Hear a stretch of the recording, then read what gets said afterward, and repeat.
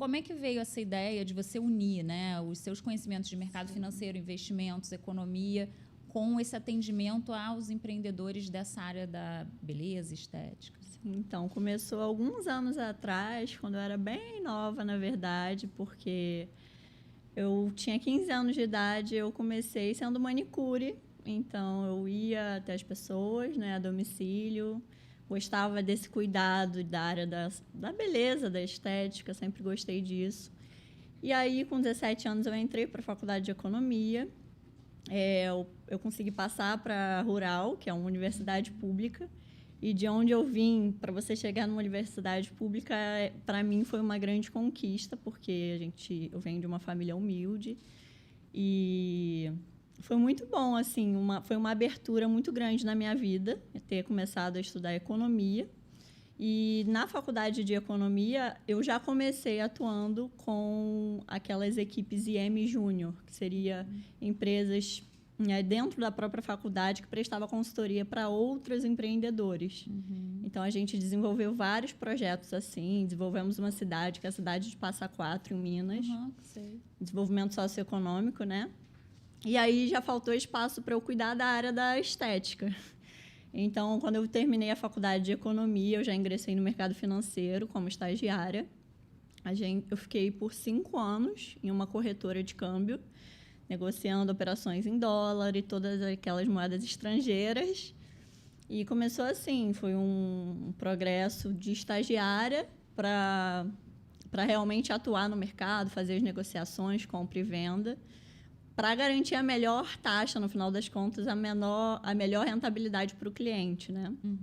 Então, eu vi o lado do mercado financeiro como é super interessante, só que sempre dentro de mim ainda tinha aquela vontade de voltar para a área da estética de alguma forma. Como que eu posso agregar com essa área? São duas coisas que eu gosto muito, né? Então, aí assim surgiu essa vontade de querer que outras pessoas da área da estética cresçam. E aí eu vi com a parte financeira elas conseguiriam fazer isso de forma muito mais planejada, estruturada, que eu sei que é uma grande dificuldade, né? Da maioria das pessoas. Então, foi assim que começou a Beauty Finance. E esse nome veio assim, qual foi a inspiração?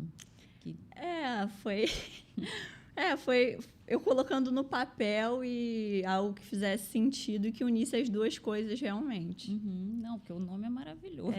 Tem um pouco de dificuldade de pronúncia às vezes, mas realmente eu acho bem interessante, Beauty Finance. E essa ideia de atender esse nicho, né, que acabou que você criou um negócio voltado para um nicho específico. Você ouvia muito desses empreendedores, das pessoas que você conhecia sobre essa dor, né, essa dificuldade que eles têm? Porque a gente estava conversando lá atrás um pouco, que isso é muito comum, né? Você vê profissionais excelentes no que fazem, que começam a ganhar muito bem nos seus empreendimentos, mas eles não têm essa tradição da educação financeira, né? E de gestão de negócio em si. Exatamente. Foi a principal dor que eu percebi que existia. E que, apesar das profissionais serem incríveis, excelentes com a profissão delas, a parte financeira, às vezes, tirava elas do rumo, porque muitas empresas fecham porque não tem uma boa gestão. O faturamento cresce, mas se você não souber gerir o dinheiro que está entrando, o que fazer com aquele dinheiro, facilmente você se perde. Às vezes, muitas profissionais tomam decisões sem nenhuma segurança, acaba contando, de certa forma, com um pouco de sorte, e muitas pessoas boas acabam quebrando ou famílias acabam se separando, porque gera, sim, um problema não só profissional. A gente sabe que o problema financeiro, ele perpetua e acaba atingindo famílias e muitos conflitos internos e com a própria família, com os próprios funcionários, porque muitos funcionários também às vezes não entendem. A empresa está super bem, a gente produz, só que lá nos bastidores da empresa, que é o coração da empresa, que é o financeiro, ele não está acompanhando o mesmo ritmo, né? Então, tem esse descompasso, e aí, assim que eu percebi que existia esse descompasso, eu já quis direcionar para essa área. Legal. E você acha que o fato do Brasil, de repente, ter pouca tradição de educação financeira, porque hoje as escolas já introduziram, né, no currículo, Minha filha, que tem 11 anos, já tem essa matéria. Mas você acha que também essa falta de tradição, porque, por exemplo, no mercado americano existe uma tradição de já comprarem ações, né, fazerem aquela poupança em ações. Você acha que isso também influencia em geral, né? Porque são profissionais que chegam num negócio sem a educação financeira, porque já não tiveram isso tradicionalmente, né? Com certeza. E não só, as pessoas não falam sobre isso dentro de casa, geralmente, os pais não falam quando tem questões financeiras.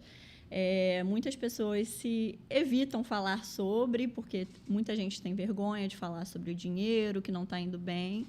E acaba que você atrapalha o desenvolvimento do seu filho também, porque ele cresce em um ambiente onde aquele assunto é evitado, ou a gente é dessa forma, não tem outra solução. Não, a educação financeira é ela que abre as portas. Então, eu também venho de um ambiente que não se falava sobre isso. Meus pais, por exemplo, sempre foram de se dedicar muito, trabalhar muito, como se só trabalhar muito, se dedicar horas e horas de domingo a domingo fosse o suficiente, mas a gente sabe que não é. Então, a educação financeira, quando a gente começa a introduzir isso nas escolas, a gente já facilita muito a vida das pessoas, seja na educação, na relação dela com o dinheiro, seja nos seus negócios, no mercado de trabalho em si, né? Porque a gente fala de uma população que a gente sabe que tem mais de 76% da nossa população endividada. Né? Então, é uma questão muito profunda que a gente sabe que... e quando a gente se forma na faculdade, a gente também não aprende educação financeira na faculdade, em suas profissões. Então, você acaba... aprendendo na prática, e muitas vezes a gente toma decisões ruins por isso, né?